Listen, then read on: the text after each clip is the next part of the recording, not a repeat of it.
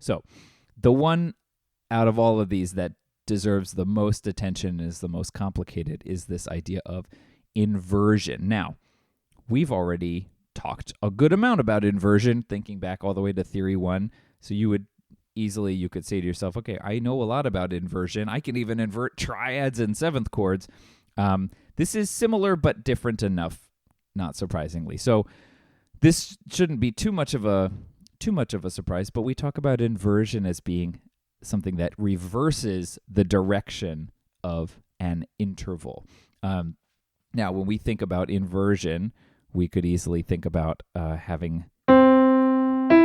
would have like C to E, and when we did an inversion of that interval, instead of going C to E, we made it so that E was on the bottom in the past, and we would have said that this major third inverted to a minor sixth, E to C.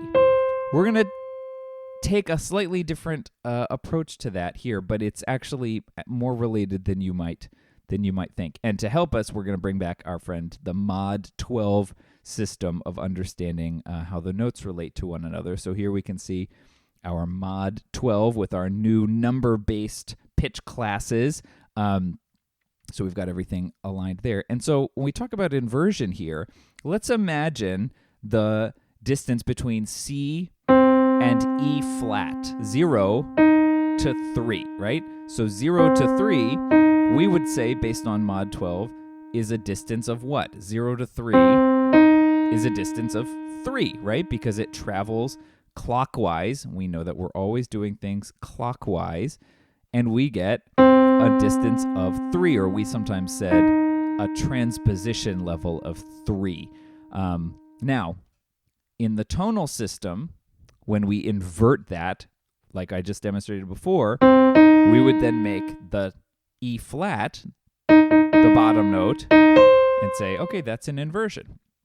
We do something kind of different here, and it's actually, I think it's very brilliant. Instead of saying that the inversion of this, 0 to 3, is 3 to 0, we reverse the direction of the interval. So instead of going upwards by 3 or clockwise by 3, we're going to go counterclockwise by 3 and say that the inversion of this is actually up to 9, because 9 is 3 below 0, or I shouldn't say that, is 3 counterclockwise from 0.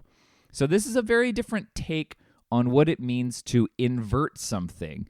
It's based all around 0 as the central axis of our mod 12 system, and we are inverting the intervals around 0. It's very, very interesting. And so what we end up with is that every pitch class set, 0, 1, 2, 3, right? 0, 1, 2, 3, 4, 5, all the way up, is going to have an inverted pair around 0. It's really fascinating. So we just saw that the inversion of 3 would be 9. And that's going to be something that fits in line here. So here's the inversions for all of our pitch classes. And it means that these notes end up having this sort of partner in this strange world of atonal understanding. Now, if we look at this, there's some things that really should stand out in an interesting way. First and foremost, if we look at the very beginning here, 0, the note 0, doesn't have a different inversion. It inverts back to itself, right? 0 inverts to 0. What else inverts to itself? 6. 6 inverts. F sharp or G flat inverts to itself.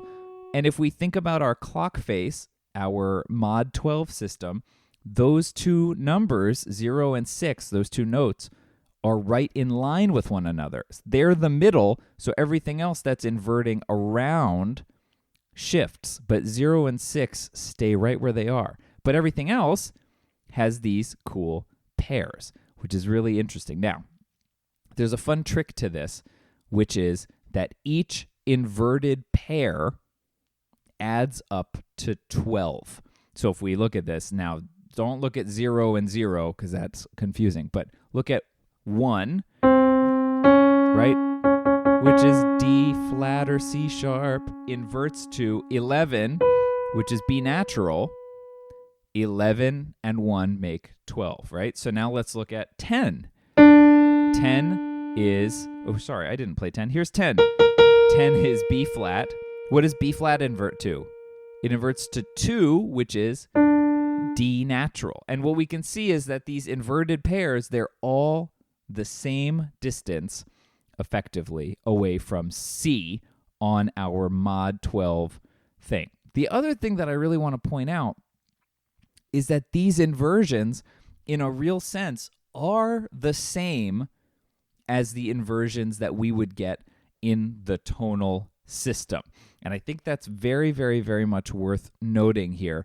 So let's take a look at this. Let's pick a pair out here. Let's use 4 and 8 as a pairing. So let's come to the keyboard here. So we've got 4 and 8. So 4 is E natural, right? And 8 is the note A flat or G sharp, right? Now, if we look at that, think about how this ties into our other inversions. C to E, 0 to 4, that's that distance of 4. And we're saying that this note, 4, or E natural, is equivalent in inversion to G sharp.